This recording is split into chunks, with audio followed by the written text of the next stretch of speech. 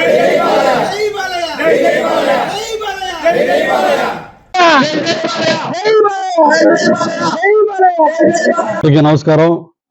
ఈరోజు 64 సంవత్సరాలు పూర్తి చేసుకొని మా ముద్దుల మామయ్య, మా ముద్దుల బాలయ్య 65వ సంవత్సరంలో అడుగు పెడుతున్న సందర్భంగా ఈరోజు నాయుడుపేట పట్టణంలో ఆధ్వర్యంలో ఈరోజు కేక్ కట్ చేయడం జరిగింది. మా హీరో హ్యాట్రిక్ సాధించిన సందర్భంగా ఏ హీరోకి లేని ఘనత మా హీరోకి 3 సార్లు హ్యాట్రిక్, 3 సార్లు వరుసగా గెలిచాం. దీనికి సందర్భంగా శుభాకాంక్షలు తెలియజేసుకుంటూ మా బాలయ్య నిండు నూరేళ్లు బసవతారకం క్యాన్సర్ హాస్పిటల్కి అయితేవి, హిందూపురంకి అయితేవి, బాలకృష్ణ అభిమానులకి అయితేవి అందరికీ సేవలు అందించి మమ్మల్ని అందరినీ ఒక దారిలో తీసుకొచ్చి మమ్మల్ని నడిపిస్తారని మాకు ఆయన ఆశాకిరణంగా కనిపిస్తున్నారు. మమ్మల్ని ముందు నడిపిస్తున్న మా బాలయ్యకి మరొకసారి ప్రత్యేకంగా ధన్యవాదాలు, శుభాకాంక్షలు తెలియజేసుకుంటున్నాను. Thank you. మధిర క్యాంపు కార్యాలయంలో డిప్యూటీ సీఎం భట్టి విక్రమార్కను ఎన్టీఆర్ జిల్లా జగ్గైపేట టీడీపీ ఎమ్మెల్యే శ్రీరామ్ తాతయ్య రైతులతో కలిశారు. ఎన్టీఆర్ జిల్లా వర్చవాయి మండలం పోలంపల్లి ప్రాజెక్టుకు తెలంగాణ వైపు పడ్డ గండిని పూడ్పించాలని విజ్ఞప్తి చేశారు.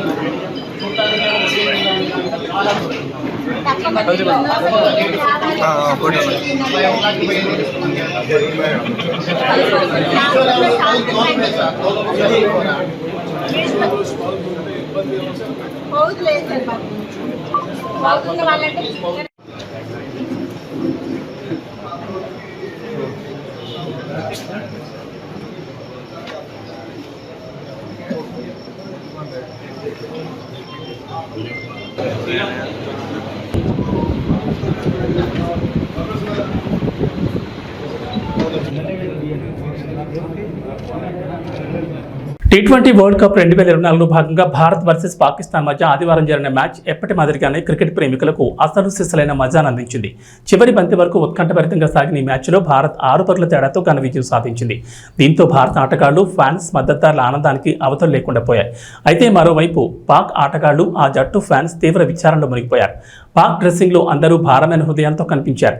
120 పరుగుల లక్ష్యాన్ని ఛేదించలేక చతికిల పడడంతో పాకిస్తాన్ అభిమానులు నిరాశకు గురయ్యారు. ఇక వాతావరణ విషయానికి వస్తే నైరుతి రుతుపవనాలు తెలంగాణలో క్రమంగా విస్తరిస్తున్నాయి. రానున్న 2 రోజుల్లో తెలంగాణ అంతటా రుతుపవనాలు విస్తరించే ఛాన్స్ ఉందని హైదరాబాద్ వాతావరణ శాఖ అధికారులు చెప్పారు. దీనికి తోడు తెలంగాణపై ఉపరితల ఆవర్తనం కూడా కొనసాగుతోందని, దీని ప్రభావంతో తెలంగాణలో 2 రోజుల పాటు ఓ మోస్తరు నుంచి భారీ వర్షాలు కురుస్తాయని చెప్పారు. నేడు రంగారెడ్డి, వికారాబాద్, సంగారెడ్డి, మెదక్, మహబూబ్ నగర్, నాగర్ కర్నూల్, ఖమ్మం, నల్గొండ, సూర్యాపేట, వనపర్తి, నారాయణపేట, జోగులాంబ గద్వాల్, హైదరాబాద్ జిల్లాలో వర్షం కురుస్తుందన్నారు. భారీ ఈదురుగాలులు వీచే ప్రమాదం ఉందని, గంటకు 30 నుంచి 40 కిలోమీటర్ల వేగంతో గాలులు వీస్తాయన్నారు. ఉరుములు, మెరుపులతో పాటు పిడుగులు పడే ఛాన్స్ ఉందని జాగ్రత్తగా ఉండాలని ప్రజలను హెచ్చరించారు. రుతుపవనాలు వేగంగా వ్యాపించడం, ఉపరితల ఆవర్తనం కారణంగా పలు జిల్లాలకు ఎల్లో అలర్ట్ జారీ చేసింది వాతావరణ శాఖ. ఇక ఉత్తర తెలంగాణలో కొన్ని చోట్ల ఇంకా గరిష్ట ఉష్ణోగ్రతలు నమోదవుతున్నాయి. రుతుపవనాల కారణంగా అంతటా విస్తరించిన తర్వాత ఉత్తర తెలంగాణలో సైతం వర్షాలు కురిసే అవకాశం ఉందని వాతావరణ శాఖ అంచనా వేసింది. అటు ఏపీలోనూ కొన్ని చోట్ల వర్షాలు కురుస్తున్నాయి. రుతుపవనాల ప్రభావంతో రాయలసీమలో వర్షాలు పడుతున్నాయి. ఏబీ బులెటిన్ విశేషాలు. నమస్కారం.